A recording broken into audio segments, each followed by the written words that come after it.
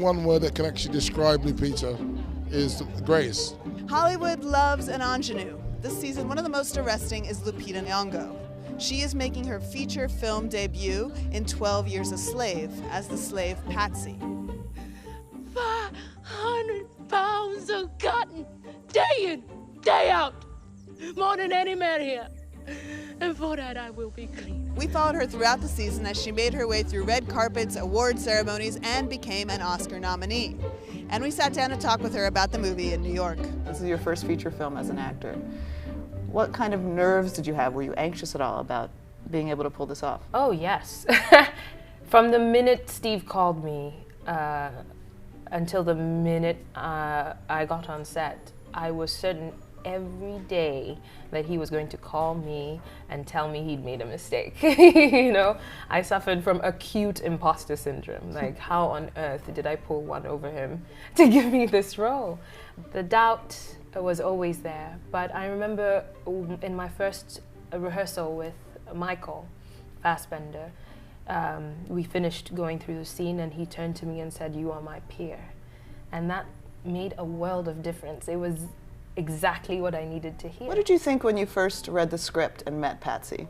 I was heartbroken by her story. I just felt so sorry for her. And I recognized then that I had a lot of work to do to get to a point where I could play her. Because feeling that kind of sympathy for someone is no way to actually inhabit them and, you know, advocate for what they would be advocating for. I ain't got no comfort in this life if I can't buy mercy from you. I'll beg it. Well, when you first met Steve, what kind of guidance did he give you about the character? Patsy is simple. That was something he really wanted me to hold on to. You know, she's not sentimental about her pain. Her pain is something she's working through. She's not wallowing in it. And so in playing her, I had to have the same kind of attitude. You're doing this to yourself, Pats. What was it like to see yourself with the makeup on after your character gets beaten? I got very little sleep while I was working on 12 Years a Slave, and that night I got even less sleep because these wounds were on my back and they were so present and they were haunting, and I could only sleep on my belly, and I was just so aware of them the whole night, and I just remember fretting and weeping. And then it occurred to me that my discomfort was temporary and the woman who I was playing, her discomfort was permanent. And it just really just centered me and really quietened my soul for the next day's work. Action. Excuse me, Mistress Shaw. What? My apologies. The first few red carpets were very scary. You know, you get on them and people are yelling your name. I've never heard my name called out so loudly and by so many people.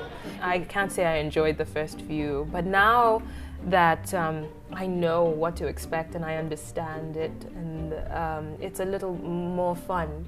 And it's fun to get dressed up in fancy clothes. It's fun to have something to dress up for. I recently met Oprah, who basically, my life is complete now. So what did Oprah say when you met her? Oh, she gave me a big hug, which was just so yummy. And she just said, it's such a pleasure to meet you. And I never thought that when I'd meet Oprah, she'd be meeting me. So that was really, really special. To become a part of a community and to see faces that I recognize, not just from the silver screen, but now from personal encounters, you know, that's been a lot of fun too. My dad, I called him, he was the first person I called when I got this role. And I said to him, "Daddy, do you know Brad Pitt? I'm going to be in a movie with him." And he said, "I don't know him personally, but I'm glad you got a job." So am I.